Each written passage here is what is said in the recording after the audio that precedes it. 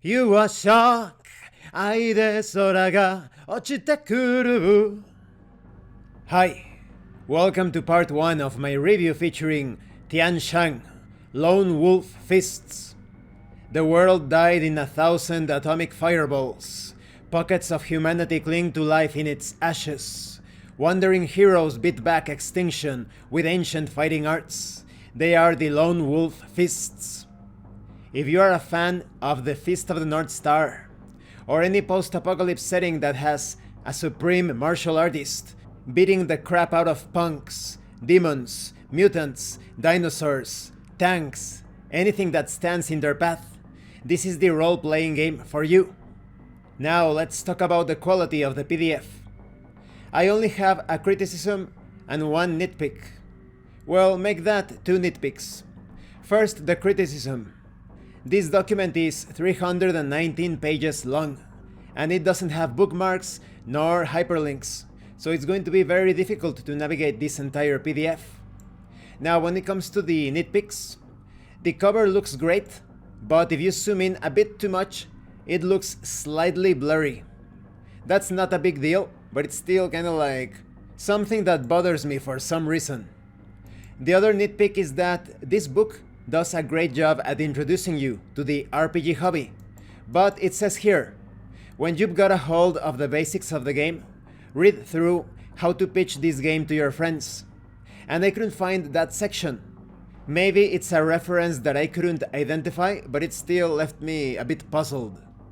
But besides that, the quality is amazing. You have old school style illustrations in black and white, manga style, showcasing the incredible martial arts that you will be able to employ in this post-apocalypse RPG. Everything is well organized, written and explained. Perhaps the text gets a bit too close to the edges of the page sometimes, that is, sometimes it's a bit too close to the right or to the left of the page. But besides that, everything is great. The layout and the graphic design is quite simple, very neat. So overall, I am quite satisfied with the quality.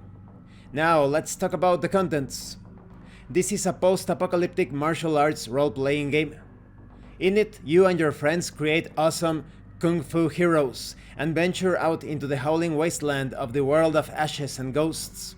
You fight barbarians, monsters, mutants, demons, etc., machines of war. It is up to you if you want to save the world or destroy it.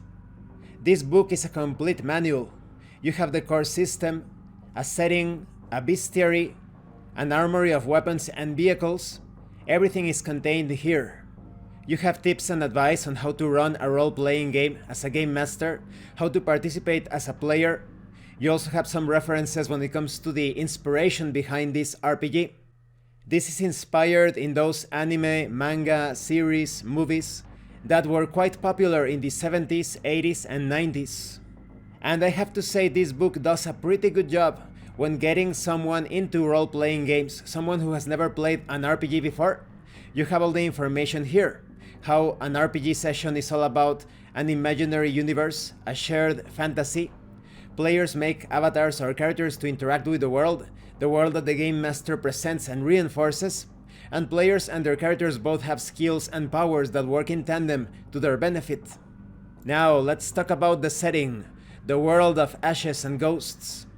What is the world of ashes and ghosts like? What's it like to live there? Well, it ain't pretty. Most of the world is a wasteland. The ground is sand or ash, or black volcanic glass. The damage the world took pulverized most of it, like a skeleton tossed under a steamroller. It's dark.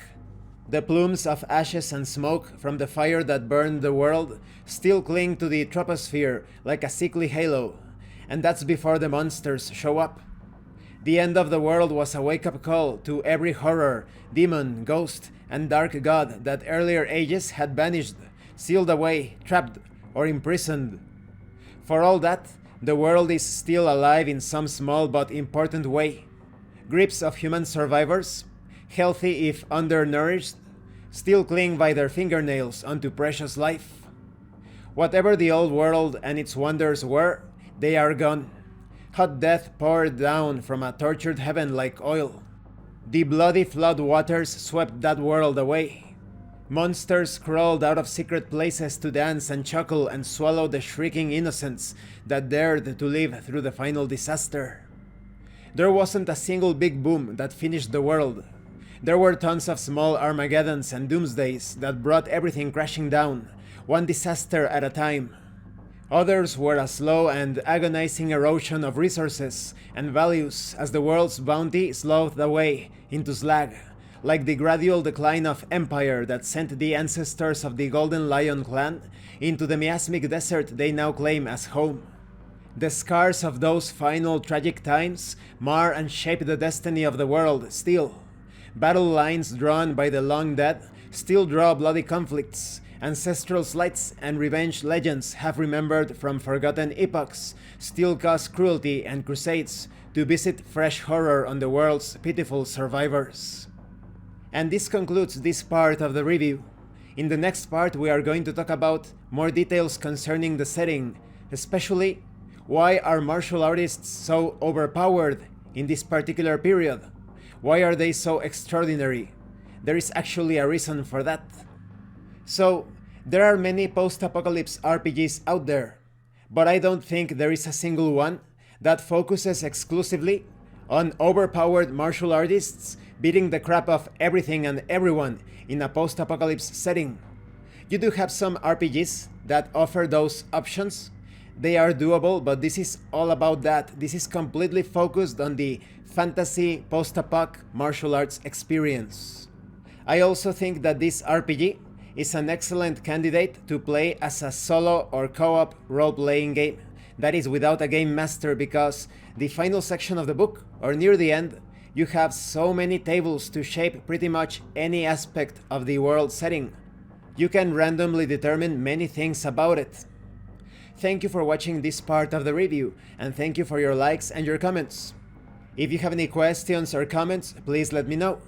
And thank you so much to those of you that are going the extra mile to support the channel. If anyone else wishes to further support the channel, the information on how to do that will be in the description below. Once again, thank you, and see you later.